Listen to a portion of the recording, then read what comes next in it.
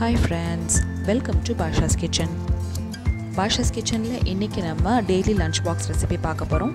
இதுல இன்னைக்கு நான் லஞ்ச்ல என்ன prepare பண்ணேன் அப்படினு பாத்தீங்கன்னா பாஸ்மதி அரிசி வச்சு ஒரு சூப்பரான புதினா ரைஸ் prepare பண்ணிருக்கேன்.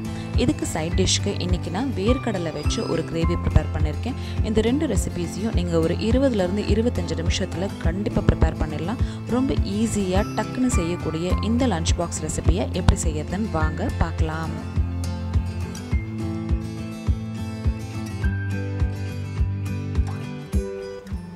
நைட்டே வேர்க்கடலை ஊற வச்சிருங்க. அப்பதான் நெக்ஸ்ட் மார்னிங் நம்ம அதுக்கு கிரேவி ப்ரிப்பேர் பண்ண முடியும். புதினா ரைஸ்க்கு தேவையான பொருட்கள்லாம் இங்கே நான் எடுத்து வச்சுருக்கேன். கொஞ்சமாக புளி ஊற வச்சுக்கோங்க.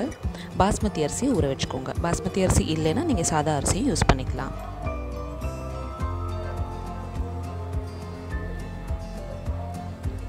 இப்போ ஃபஸ்ட்டு நம்ம வேர்க்கடலையை வேக வச்சு எடுத்துக்கலாம். அதே மாதிரி அரிசியும் வேக வச்சு எடுத்துக்கலாம். ஒரு குக்கரில் கொஞ்சம் தண்ணி சேர்த்துட்டு வேர்க்கடலையும் சேர்த்துருங்க. தேவையான அளவு உப்பு சேர்த்துட்டு ஒரு 3லேருந்து 4 விசில் வேக வச்சு எடுத்துக்கோங்க. பாஸ்மதி அரிசி வேக வைக்கிறதுக்கு இங்கே நான் ஒரு கடாய் வச்சுருக்கேன். அதில் தண்ணி விட்டுருக்கேன். தண்ணி கொதிச்சோடனே அதில் தேவையான அளவு உப்பு, பட்டை, கிராம்பு, ஏலக்காய் போட்டுக்கோங்க.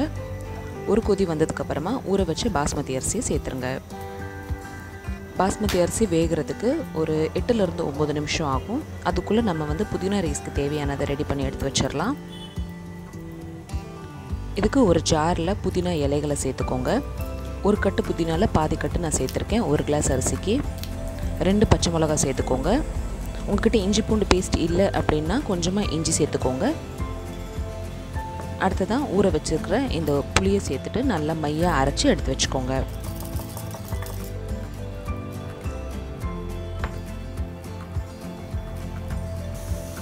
இப்போ சாப்பாடு பார்த்திங்கன்னா ஒரு 80% நல்லா வெந்துருச்சு. இப்போ இதை நம்ம வடிச்சிடலாம்.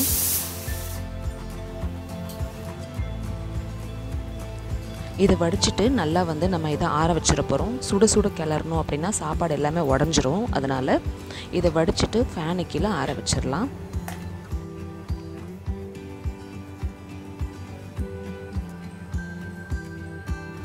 அடுத்தது ஒரு கடாயில் தேவையான அளவு எண்ணெய் விட்டுட்டு கடுகு போட்டு தாளிச்சுக்கோங்க.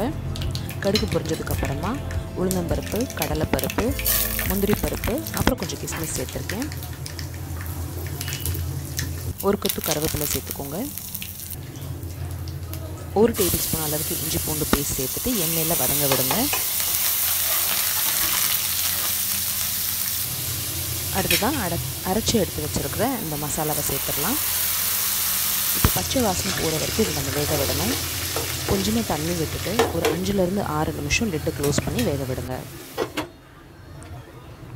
ஒரு 7 நிமிஷத்துக்கு அப்புறம் பார்த்திங்கன்னா இந்த மாதிரி ஆயில் பிரிஞ்சு வெளியே வந்துடும். இந்த ஸ்டேஜில் நம்ம ஆற வச்சுருந்த பாஸ்மதி அரிசியை உள்ளே சேர்த்துருங்க. சாப்பாடு உடையாமல் நல்லா மெதுவாக கிளறி விடுங்க. தேவைப்பட்டுச்சுன்னா இந்த ஸ்டேஜில் உப்பு சேர்த்துக்கலாம். அவ்வளோதான், நம்மளோட சூப்பரான சீக்கிரமாக தயாராகக்கூடிய இந்த புதினா ரைஸ் பாருங்கள் சூப்பராக ரெடி ஆயிடுச்சு. ஒரு 2 நிமிஷம் லோ ஃப்ளேம் வச்சுட்டு ஃப்ளேமை ஆஃப் பண்ணிடுங்க. அது அப்படியே சூட்லேயே இருக்கட்டும். அடுத்து நம்ம கிரேவி செய்யலாம். கிரேவி செய்கிறதுக்கு ஒரு ஜாரில் ஒரு வெங்காயம், ஒரு தக்காளி சேர்த்துட்டு இதை பேஸ்ட்டாக அரைச்சி எடுத்து வச்சுக்கோங்க.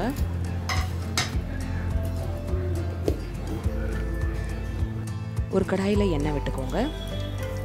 எண்ணெய் சூடானதுக்கப்புறமா கடுகு, அப்புறம் ஜீரகம் போட்டு தாளிச்சுக்கோங்க. ஒரு கத்து கருவேப்பிலை சேர்த்துக்கிறேன். அரைச்சி எடுத்து வச்சுருக்க வெங்காயம், தக்காளி பேஸ்ட்டு சேர்த்துருங்க. கொஞ்சமாக தண்ணி விட்டுட்டு ஃபுல் ஃப்ளேமில் கொஞ்சம் கொதிக்கிடும். ஒரு 2 நிமிஷம் அதை கொதிக்க விடுங்க.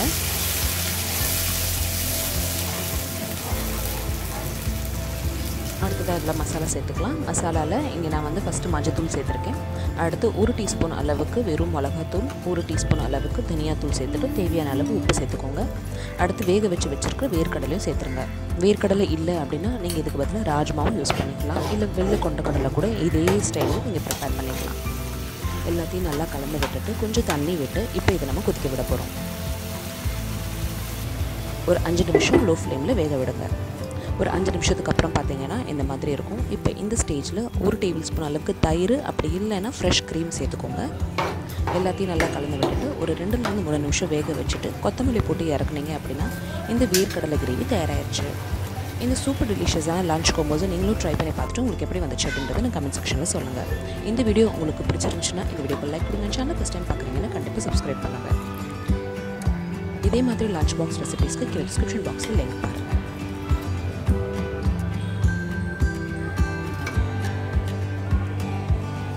இன்னொரு இன்ட்ரெஸ்டிங்கான வீடியோவில் அடுத்து உங்களை வந்து சந்திக்கிறேன்.